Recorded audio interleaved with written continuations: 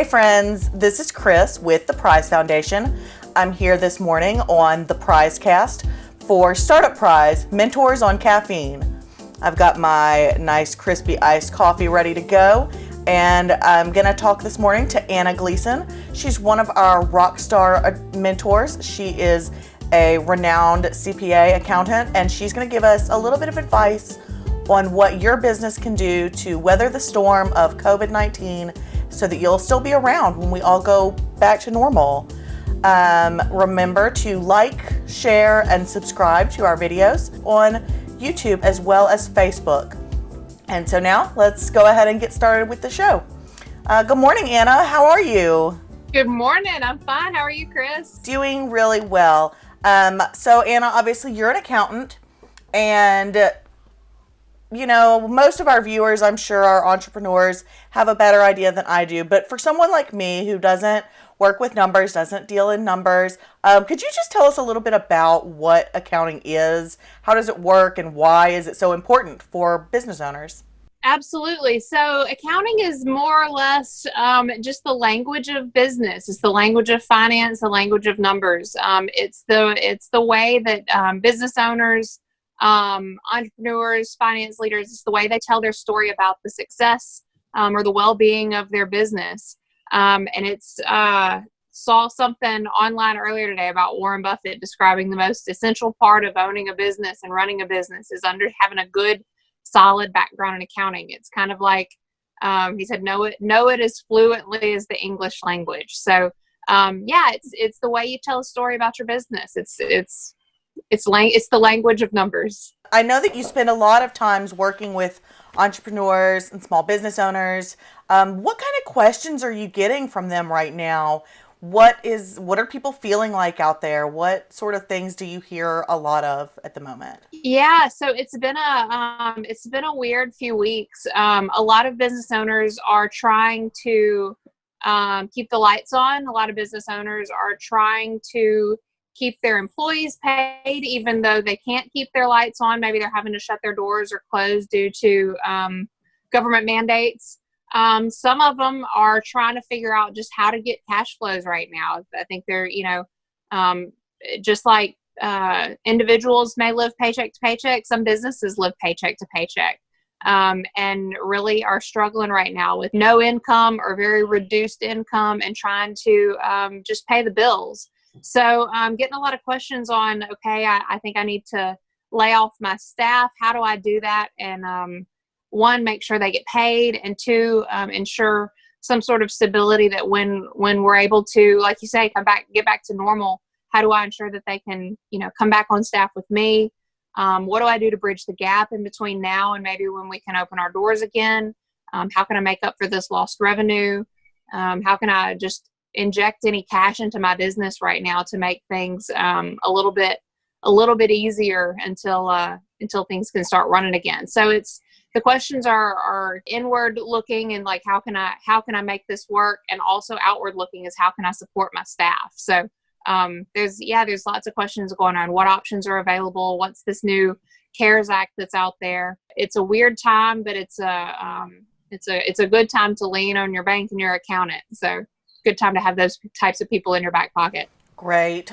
You've talked just a second ago briefly about the CARES Act, and I know that folks are looking for resources for what they can do for their small businesses right now. Can you give us a little bit of a rundown of some items in that CARES Act and other resources? I know there is the Paycheck Protection Program, the Economic Injury Disaster Loan. Could you tell us a little bit about CARES, the PPP, EIBL? I know that all released very recently and people are finally able to get those resources. Tell us a little bit about how those work, what they are, and how small business owners and entrepreneurs can take advantage of those. Sure. So the CARES Act was signed into law last Friday. So we've had it for a little over a week at this point. And so I think everybody's trying to digest it. It is a solid, fat, 883-page, $2 trillion package there that's meant to inject cash back into the hands of the consumer, back into the hands of the small businesses around the country. Its purpose is to try to keep the economy going while we're essentially having to keep our doors shut around here. So a few different parts of it are specifically designed to help individuals. A lot of people have heard about the one-time stimulus check that several Americans, most Americans, I think, will be getting. It has a range of amounts based on your, I believe, 2018 tax return, reportable income on that. Not sure when those will be hitting the bank statements, but your bank accounts, but hopefully soon. There was some extension to current unemployment. Those are usually sent out by your state. You apply through your state, and then whatever your state has regulated on those unemployment checks, that's what you get. And those are for anybody who has reduced hours or has been completely laid off from their job. So that CARES Act added another $600 per week to that. So that's great news for all of the individuals who've lost their jobs or had dramatically reduced hours through over the past few weeks, thanks to this virus that's going around. The other piece of it relates a lot to small businesses and different ways in which either cash can be injected into those businesses or cash payments can be deferred. Some of those relate to different income tax rules that are being relaxed over the past few, tracking back a couple years and going forward a couple years. Those range anywhere from different depreciation rules to being able to carry back maybe any sort of net operating loss that you may have had. But the design of that is to hopefully trigger a refund if you were to amend your prior tax returns, or to trigger a bigger refund if you were to file your 2019 taxes. I know that's been extended and pushed back. Some other parts of it relate to payroll tax deferral possibly. But the big parts of that act to small businesses relates to the Paycheck Protection Program, like you mentioned.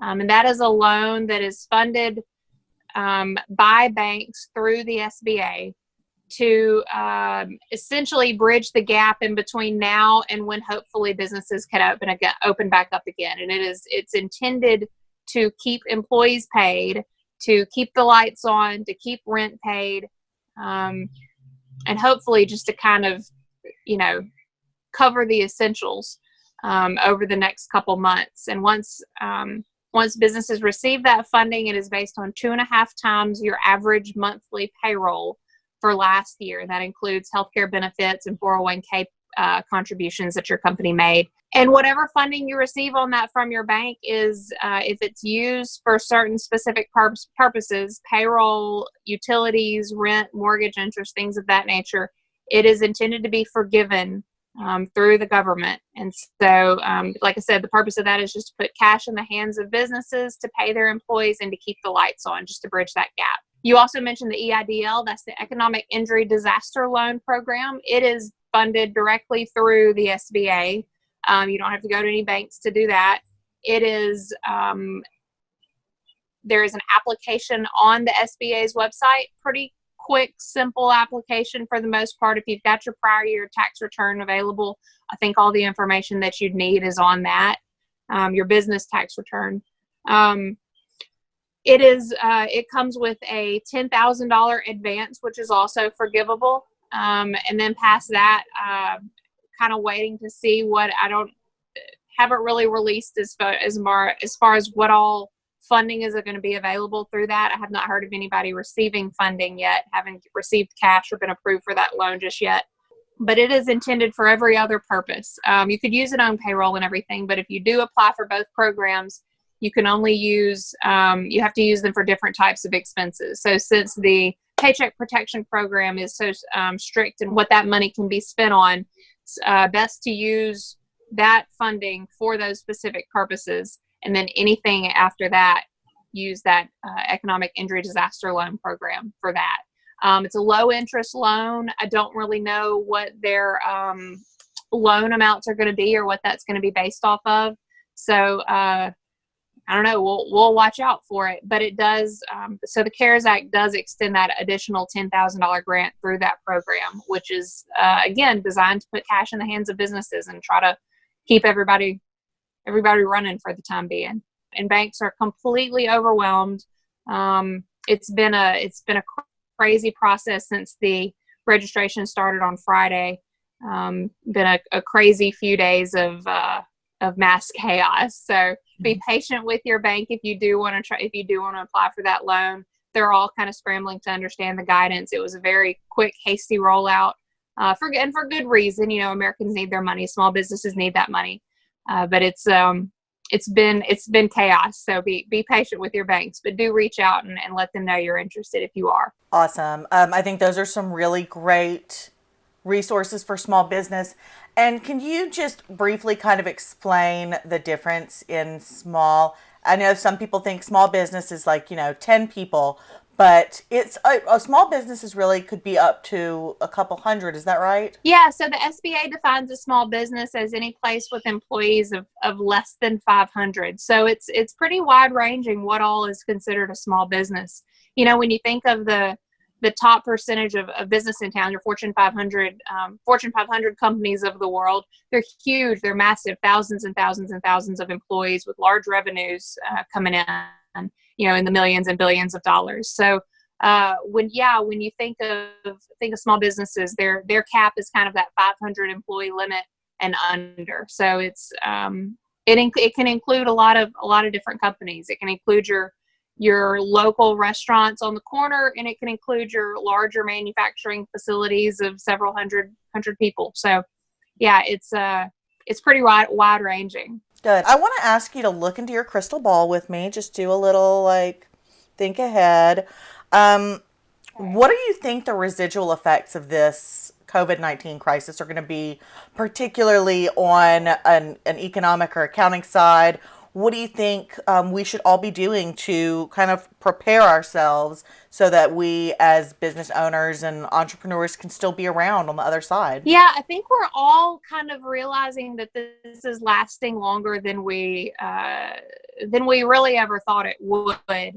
As news watchers or listeners or just avid followers of world economic events, I think we're not used to having to be on hold for this long and to kind of hold off on life, hold off on the economy, hold off on everything for weeks, if not months at a time.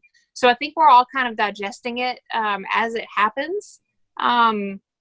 Everybody from the mom who has, kids at home that she's trying to entertain at all hours of the day, to those of us without kids that are just, trying to figure out what to do day by day. I think we're all kind of trying to figure out what a new normal is and what a new normal means after this. And for small businesses, I think it's going to be a really big deal to, I think startup costs are going to be bigger than they're anticipating. And to get, just maintenance of getting things back open and running again, when it's kind of like leaving a house on vacation, you kind of turn the air conditioner up and kind of leave it idle and stagnant for a little while. And when you come home, it's kind of like, okay, let me dust off the cobwebs and try to get the air conditioner running again. It smells musty in here. And so it's going to be kind of that same way for businesses, except for on a much larger scale. So I think startup costs are going to be significant, but I also think the response from the community is going to also be significant. It's been really heartwarming to see the response of a lot of individuals just trying to do what they can to keep a business running, to keep their favorite salon stylist employed, to try to, just to try to inject as much money as they can into keeping things going and keeping people, keeping the economy going as much as possible, even though doors are closed. So I think the future for small businesses will be strong. I think it's very evident more than ever the impact that small businesses make and how vital they are to a community. And I think more than ever, once it's all over with and we can all go back to our whatever normal will look like in a couple months, I think we're all going to to remember that and do a much bigger part in keeping those small businesses afloat, and keeping them, keeping them going as much as possible. I think also, I think we've all kind of learned a lesson in budgeting, both resources and cash. I think you've always got different reactions of people who take as much as they need, and then people who take all the toilet paper on the rack. And the same can be said for cash as well. So I think we're all learning a different lesson in budgeting and kind of maintaining some sort of reserve for emergency funding. I mean, it's hard for emergency funding to last months at a time. That's not always easy, but I think we'll all learn a little lesson in being good stewards of our money. I feel like that's such a great, hopeful message to end on, talking about coming back and continuing to support our small businesses the way that we've been doing during these times. At this time, I feel like I've kind of got all my questions answered, Anna, but I want to beg one tiny favor from you. Would you sing us a little song to go out on? I just so happen to have my guitar right here. Don't know how that happened. Magic. I mean, it is super convenient. I always keep it out here on the back porch with me. So as y'all may have heard, the legendary Bill Withers has passed away recently. Huge Bill Withers fan. But I thought in the spirit of Bill Withers and the spirit of hopefulness that we one day might be able to sit next to each other and give someone a high five or a hug if they need it. Maybe we all needed a little bit of lean on me for now, in a more metaphorical sense. Don't actually lean on somebody right now. Viruses and all. So we'll go for a little bit of that.